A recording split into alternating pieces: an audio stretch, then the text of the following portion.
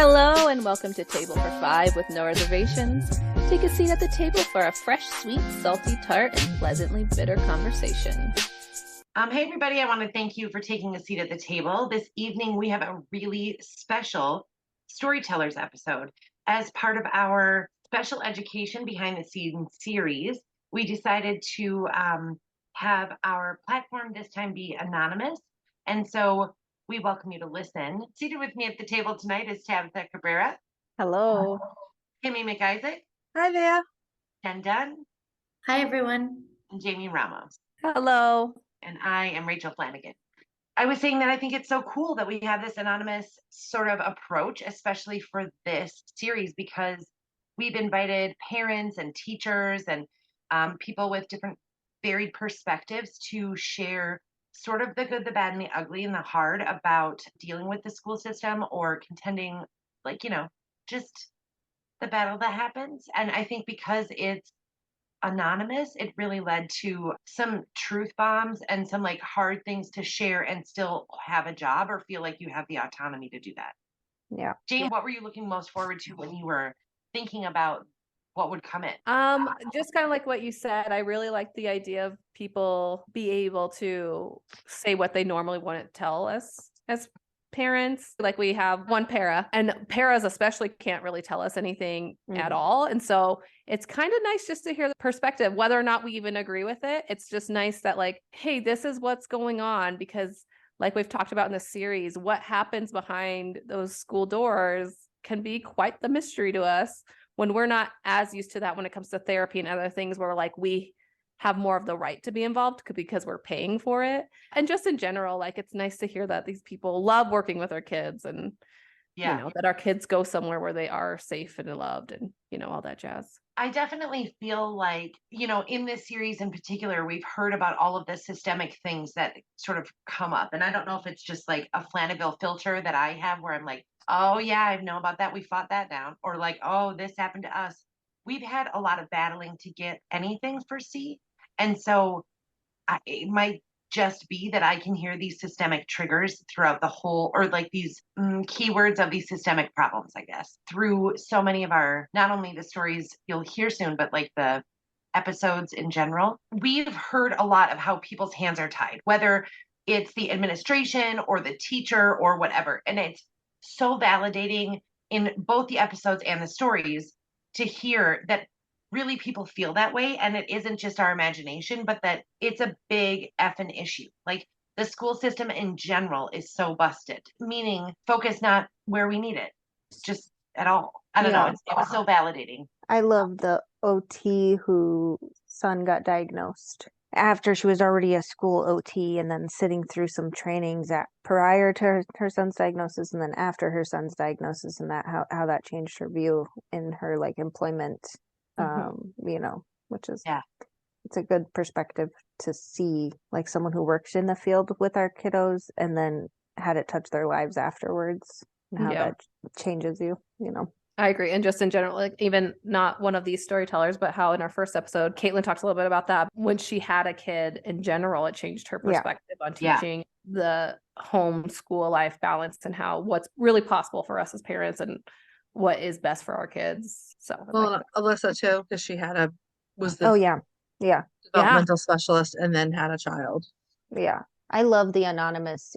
I love it being unfiltered, because I think even with us, we screen our writing a certain way depending on what we feel comfortable with talking about and what we don't feel comfortable talking about, Yeah. For every single writer, I think, or blogger or person who shares on the internet, most people at least have a couple subjects that are kind of hit or miss on what they're going to say about it, So it's nice to give people the opportunity to just share openly without it having to be tied to them personally. It's kind of cool way to do it. I love that. Well, here they are. Without further ado, here's our stories for the episode. I hope you enjoy listening. From an occupational therapist, read by Tabitha. I never once thought I could or would be the mother of a disabled child myself. I'm an occupational therapist. I truly think I lived in a land of naivety that my own life could be touched so deeply by disability. When working with children and families in early intervention, I never imagined I would be on the other side of the paperwork. The parent reading the report of the delays, the one fighting at the state level for continued services, the one writing a lengthy appeal letter to insurance, the one experiencing diagnosis day. From the second I learned what occupational therapy was, I wanted to be a pediatric therapist. For many years, autism to me was a developmental disability, one that I first read about in textbooks, then learned hands-on in my internship, and finally learned from daily in my own career. Autism was something I came to know mainly between the hours of 8 to 4, one that allowed me both humility and growth as a therapist. Autism was something that I knew from a distance. Frankly, it was something I was at times afraid of, something I never anticipated or invited into my own personal life. I recognized signs of autism in my son before he was a year old. I remember holding him one night after he finally fell asleep, 40 minutes after I paced the floor to calm his alert nervous system. I sobbed. I pleaded and begged, please don't let this be autism. Please. It was. It is.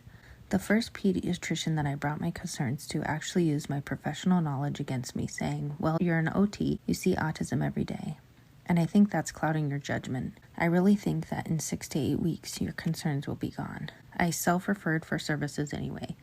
My concerns never left. I know for a fact that my knowledge as an OT has benefited my son tremendously. It also drove me straight to burnout. When developmental milestones have been ingrained into your brain for years, they don't just disappear when you want them to. Though I will likely always struggle with this to some degree, I thankfully have been able to recently shift to just being mom. Not his OT mom doing therapy with him, just mom. As an OT, I've always had sincere empathy for the families that I work with. I felt it shift and grow with me when I became a mother. I felt it move mountains when I became the mother of an autistic child. I remember sitting through IEP meetings as the school-based therapist and not quite understanding the fever and tenacity of those moms, the ones advocating tirelessly for their child. And now I know I will be on the other side of that table. I will be the one working tirelessly to help others understand my precious, unique boy and fighting for what he needs, for what he deserves. We received our full diagnosis within this year. I know everyone approaches this differently and there is no right or wrong way. Some share immediately with the world. That hasn't been our journey. We have been slowly sharing with those close to us and slowly expanding from there. Since I haven't publicly announced my son's autism diagnosis, only about half of my colleagues know. Last year, I, along with my coworkers, completed crisis prevention and de-escalation training. Encompassed in this training was a lot of foundational information explaining dysregulation, why children become escalated, and techniques to de-escalate the situation. That was the main focus of the training. A small portion included in the training was how to safely complete a hold on a child if absolutely necessary. We had to practice as well on each other. I understand the need for this information. I understand the need for quality training on how to de-escalate an escalated child. However, I don't think any of my other coworkers had to completely disassociate from this training because they were doing everything they could not to imagine their own disabled child ever being in a crisis situation at school. A pregnant colleague was once chatting with myself and a few others. At some point, her fear of having a child with a disability came up. It just seems like so many kids have autism. To which another colleague responded, what you need to do is spend more time among neurotypical kids because the odds are in your favor. I would like to say that I spoke up, that I was an advocate for my child and others, but I didn't. I sat, paralyzed, until I could leave, and then I sobbed in my car. The odds were apparently not in our favor. The truth is, disability can happen to any family at any time. It does not discriminate. Being the parent of an autistic child has shifted my lens a bit when working with staff as well.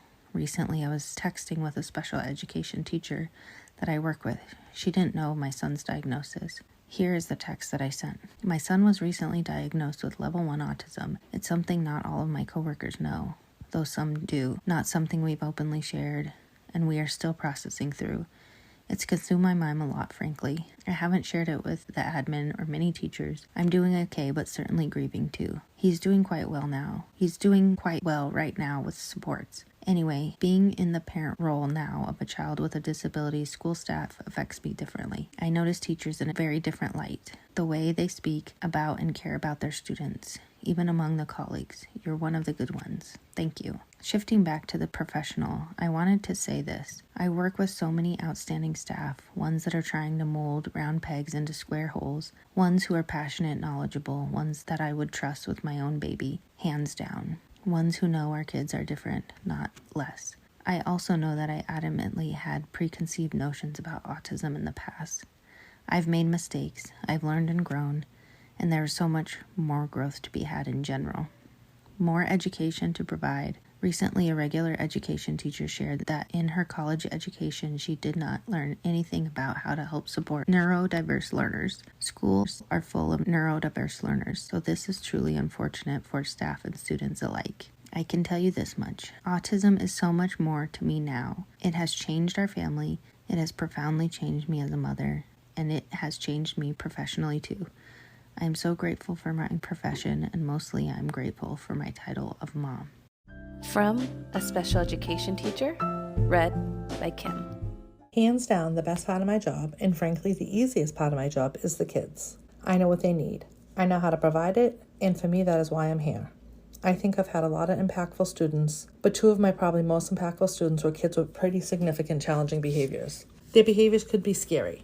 It was concerning for their safety and the safety of others, and it took a lot not only from me as their main provider, but also we had to work really hard as a team of providers and classroom staff to do all that we could to make sure they were successful, and it was incredibly challenging at times. What I found to be the most successful, and really what changed how I functioned in my career, was just being really honest about what was happening. Yes, it was scary, and it was hard that we were not going to be able to change it quickly. That was going to take a lot of work. I think having the kind of honest conversation with not only those of us at the school, but also with the parents is really impactful. A recent best part of my job was knowing that I've inspired other people to want to do this kind of work. I had a particular year in a classroom with several students with a very high level of need related to autism. The classroom staff and I worked really closely together. Now, many years later, I found out that paraeducator moved to a different state and is still pursuing work with preschool-age children with autism, and has found her niche in that from the time working with me. The absolute hands down worst part of my job is just knowing that the school system is not set up for any child who is different, and that truly no matter what we do, no matter how hard we work, we will never be able to make it fully equitable because the system wasn't made for these children. We spend every day trying to fit a square peg into a round hole and fill those gaps as best as we can. I think for myself, I just strive for my work to be enough that they're happy and that they attain a level of success that is meaningful for them and for their families. I think this can also present its own challenges because another difficult part of my job is there are a lot of parents who are not well enough informed about what typical development is. Even at preschool and preschool to kindergarten level, I come into contact with a lot of parents who do not know what development looks like for a child at that age. So telling them that their child is significantly delayed can be a very large shock. I think that if parents of children with special needs were better informed of what typical development and public school standards look like, it could help them to be a better participant in that IEP team, to be a better advocate for their child, and to really fully understand the needs of their child that extend beyond school. There are far too many families who get to the time when their student is 18, and that's really the first time they're truly understanding that their child may not be able to graduate with a diploma. Their child may not be eligible for typical job employment, and to me that's inexcusable, both on the side of the team working with that family, but also that the family didn't know that. I think that starting that conversation as early as possible and empowering families and parents, especially to seek out that information, as difficult as it may be. They need to truly know, why does my child need specialized instruction in these areas? How far behind are they?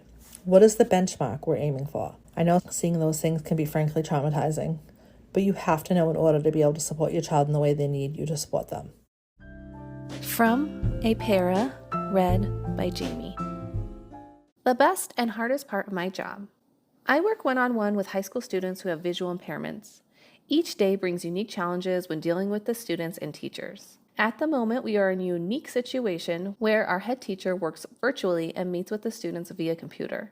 There are lots of times where I feel like I know more of what's going on with my students in regard to their education, but I'm not trusted because the teacher knows best. My days are not restful. Yes, I have one student, but I have to be on all the time. Did they get to their next class without getting lost? Do they have the assignment that the other students do?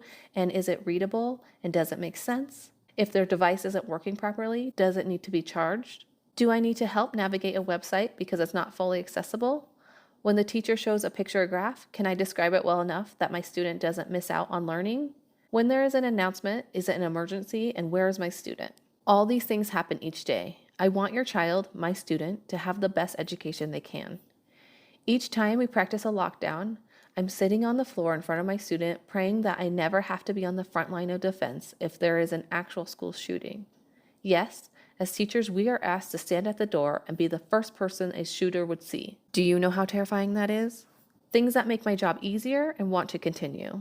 I absolutely love when the classroom teacher appreciates my background and will ask me what works for my student. I've worked in the district for longer than some of the teachers, and I have spent 5 years with the visually impaired program. I do know what works best, and if I don't, I try to figure it out. When the teacher takes time to figure out what special interests my student has and then tailors the teaching to what they love. For example, I had one student who loved to eat. The economics teacher would especially give them examples related to food and ask them to do their assignment related to food. My student learned more than I thought when the teacher took the time to get to know their interests. I have another teacher that has many of my students. This teacher is working with a website this year, and because it's not accessible to my students, the teacher feels that is unacceptable. They are going above and beyond to make sure my student is able to fully participate in class. This allows me to support but not have to do all the work for my student. Many of the teachers have gotten to know my students and will willingly help them find their way if they get lost or just say hi in the hallway. The science teacher that is next to my office will gladly come and talk to my students about what's going on in his classroom. Taking the time out of his busy day to make my students feel welcome is priceless. From a teacher who is also the parent of a special needs child, read by Rachel. It was my first year as a lead teacher, and it was my first solo home visit. I was shyly welcomed into the home of my soon-to-be student, Dylan. Dylan and his brother were in full battle mode. They were stripped down to their underwear and were rolling across the floor, trapped in a yin-yang of pulled hair, yanked legs, and tumbling boys. Breathlessly, the boys came to the table, eager to show Dylan's new teacher the toys that Mom had probably just put away. They pulled them out, both boys throwing the toys and their bodies wildly. The older brother, a new kindergartner, was twice the size of 4-year-old Dylan, but only spoke a few words. Most of the noises coming from the boys were excited grunts, squeals, and screams, met with smacks and more tossling. Dylan climbed over the chair his mom was sitting on to reach popsicles from the fridge, and his brother took an errant Dr. Pepper from the top of the counter. Mom was quiet. Mom redirected the boys to move themselves into the living room. Dylan's older brother, who I now learned was Darren, grabbed a popsicle, welding Dylan and dragging him, happily squealing by the hair, over to the couch where they leapt back and forth and practiced their Naruto runs. I remember getting into my car and taking one of those breaths that saves the sobs. This was the first time that I was running the show in a preschool classroom, and this semi-naked child couldn't speak and independently meet his needs or screamed until he was acknowledged. Outside of the questions I needed to ask, I was not able to glean much from Mom, but I saw her fatigue. I would have 14 more home visits. I set up my classroom. Each of those 16 children had spent all of their lives in the world of COVID. Consultations and observation appointments and scheduling piled up as speech referrals went out from masked teachers who were trying to teach sounds to children who were wearing masks. A child coughed and we sent them home. I coughed and the classroom had to be shut down. As the state made mandates, parents expressed frustrations. The staff health declined. We were sent home and reprimanded for not being at work. Children were ill and receiving attendance letters threatening their enrollment. We were 3 years into COVID, and beyond feeling sick, we were just so sick of it. And there was Dylan, who sat at the top of my classroom power keg, and he had a handful of matches. Dylan was the only child who came into the classroom with an IEP ready to go. We would get him services, and we didn't need 50-minute meetings to do it. We could talk to his mom and make things happen. His brother was already a part of an autism program in the district, and their mother had proactively been working towards diagnosis and school support for her younger son as well. Her pre-work was a blessing because special ed and my teaching team were able to get right at planning and supporting him. We had optimism. We had reassurance. A few months into the school year, 8 of my children are on IEPs, 9 are in diapers, 3 are waiting on parental consultations for behavioral or mental health services. Dylan was not the only profoundly autistic child in my class. Another girl, Molly, offered no conversational words, but would count, name her colors, and tell me, "Go away, Diddy," in a sing-song voice. With a classroom full of children needing so much support, I had a steady stream of professionals in and out of the room. I started the year without a teacher's aide, and the next aide in her 30s had 5 children of her own at home. Due to COVID restrictions, she spent more time at home than she did at work. She would finally quit after sticking it out months past the incident, when Molly headbutted the front tooth out of her head while being rocked at rest time. Molly would often be close to sleep, and Dylan would get up from his cot and start jumping on piers as though they were obstacles in his trampoline park. If I tried to redirect, he would scream or cry and pull things from the shelves. The sound of crying was a terrifying trigger to Molly, who would scream and cry and claw at the source of the sound. Many nap times were a stressful, ill-fated attempt to get our 3 and 4-year-olds to take a break during the day. Before my aide quit, my assistant would lose a rear tooth to a headbutting Molly. The director of the school suggested that the teachers wear helmets. This suggestion was genuinely batted around our top-heavy management until staff shortages forced a wiser mind. Dylan would break my nose that spring with a strong right hook. The classroom was understaffed. The children who lacked an immune system that is encouraged by exposure to other children in the outside world were always sick. My teacher and I cheered when we were able to potty train 2 of our children. One of us was always changing a diaper or cleaning a mess.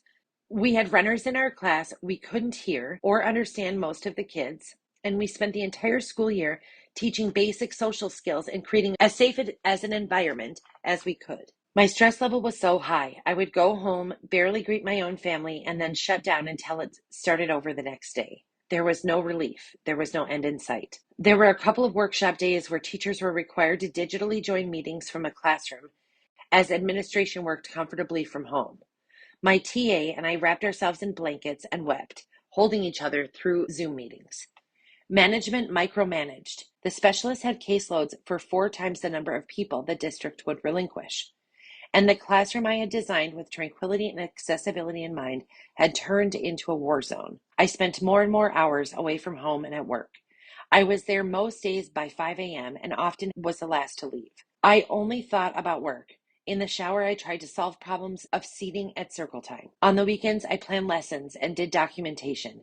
And for 60 hours per week at school, I begged for help. I spoke with our consultants. I referred. I assessed. I met with coaches, administration, and supervisors. Special ed, and I made plans almost every day. I wasn't burning out. I was ashes garnished with a newly crooked nose. The story all started with Dylan. Dylan in pull-ups, screaming and swinging a 1x4 at a classmate who took his train. Dylan, who could be inconsolable for an hour, kicking and screaming and hitting and running, doing parkour over file cabinets. If he felt an injustice had been done, Dylan's eyes would almost turn black, and his frustration at his own lack of language would drive him to destruction, self-abuse, and danger in the classroom. He didn't have words to say how he felt or what he wanted, so he showed us any way he knew how. I spent hours every week with him trying to keep himself and his peers safe, while my assistant and any person that I could find could try and manage the chaos of a diapered classroom that wouldn't nap, refused to eat, and was overstimulated, and felt like we could never find calm again. If or when I got a break, it was to sit silently in the break room with only the glow of a pop machine and my own shredded nerves for a few minutes before I relieved whichever support staff had stepped in to supply me with that luxury. I felt I was incapable of making a difference. Things were only getting worse. Negative behaviors get attention, and 4-year-olds capitalize on that. One child with a match becomes 12 children engulfed in flames of tears, flying magnet tiles, and secondary tantrums. But then something happened. Milk. Speech and special ed, as well as our teaching team, had been using a simple ASL when we spoke or played with children. And one day, Dylan made the connection. The door to language creaked open. First it was milk, then it was more milk, and then it was play and help. He was sitting in circle for longer than 2 minutes, our IEP goal. Then he didn't need an adult to sit with. He was sitting at meals. He was making sounds to emulate the songs that we sang. The days that had been a desperate fight to stay with his mom soon became a quick hug, and he was off to wash his hands and start the day. Dylan was not the only child in my class with special needs, and most of the year felt like a power keg. There were times I felt so ineffective. I bathed in my imposter syndrome.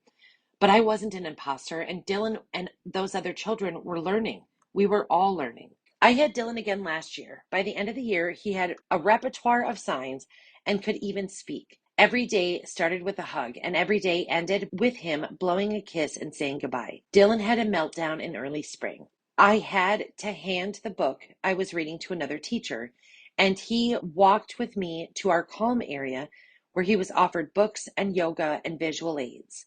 This was a far cry from only a year before, when he would have required me to carry him to the calm space and he would scream and beat me for an hour. When he and I confidently and calmly walked into the classroom with him holding a squishy toy, the new special education teacher said, "Well, I don't know what to do. That was so scary and intense." I said, "That was 2 years of work and he did great." I walked tall next to Dylan, who my TA and I now refer to as our boy. We had done the work. His family had done the work. Things may not be easy, but I saw him using skills. I saw classmates trying to meet him halfway. It wasn't a day to cry by the pop machine. I left my job in April due to burnout. I have had offers to go elsewhere, but for the moment, I don't see myself in education. I loved my kids to the end of the world, but I have had so much conflict with the system. I don't think it's a match for older, better boundaries me. I saw Dylan this summer. He was playing with a neighbor child, and I watched him apply some of our classroom expectations and his skills in this play. I could not have been prouder. I also got a hug. I missed our boy. I live in a small enough town that I'm blessed to see my students from time to time, and I look forward to seeing him take on the world. I chose to write this so that all the guardians of Molly's and Dylan's and the other 14 magical, playful, creative, funny, knowledge-craving, sparkling children in classes like mine can tell your children with confidence, teachers love you. From the parent of a special needs child, read by Jen. As I laid in bed last night and tried to relax, I began to feel this tremendous amount of anxiety build up. It's back to school, which means trying to make sure the kids have all their school supplies, making sure our middle son is prepared to start middle school, and setting him up for success because he suffers from anxiety and has already been in tears because he's so nervous. It means getting meds prepared for school, which means ordering and picking up extra bottles and trying to wrap your brain around what to give school and what to keep at home. It's open houses, back to school nights, middle school camp, and meet the teacher nights. It's scheduling and going to eye doctor appointments, picking out new glasses and picking them up when they are in. It's getting haircuts and preparation for picture day. It's making sure they have all their clothes and shoes they need, even after our puppy ate 2 of our son's new pair of school shoes. It's 100 emails from 2 different schools to navigate through to make sure you're on top of things and don't miss anything. It's putting all the important dates on your Google and work calendar to be sure you're organized. It's worrying about upcoming IEP meetings, which I probably have PTSD from last year after navigating 7 IEP meetings, having to hire an IEP advocate and special needs attorney. I could write for days about that. The IEP hangover really is a thing, but the fight is worth it to get our kids what they need, deserve, and have a right to. It's making sure you're prepared with the on the semi-health breakfast and snacks, quick and easy dinners. And then there's a teacher gift for the first day of school. It's a lot. Can we also talk about how damn expensive it is? Then there are 2 boys still at home. They have a love-hate relationship like many brothers. They play together, antagonize each other, stand up for each other, and fight day in and day out. You ask them to help out, but you have to ask 20 times and negotiate for anything to get done. The house is in a constant state of, there appears to be a struggle in here. Our son eating food all over the house and leaving dishes everywhere, but yet couldn't take the time to put it in the dishwasher. There is trash that needs to be picked up. Apparently, it's too much work to put in the garbage. Clothes laying around from the kids changing 20 times a day, but he couldn't find the time to put it in the hamper. We have a cleaning lady that comes every other week, and the boys are like, why do we have to pick up? There's a cleaning lady. Her job isn't to pick up because you guys chose to be lazy. Let's be honest, we as parents pick most of it up. And then there is our puppy, 8-month-old golden doodle, Max. Not sure who makes more messes, Max or our artistic son. He's constantly chewing things or destroying them. He's needy and wants attention. To eat, drink, be let out or played with. Get a puppy, they said. It will be fun, they said. Ugh. Then there is the never-ending to-do list of things at home. It feels daunting and there are never enough hours in the day. Then there is your marriage. My husband worried about saying a trigger word that might set me off, which he shouldn't have to do. But teetering on the edge right now. We seem to never get time, just the 2 of us, to enjoy each other. We are more worried about everything and everyone else.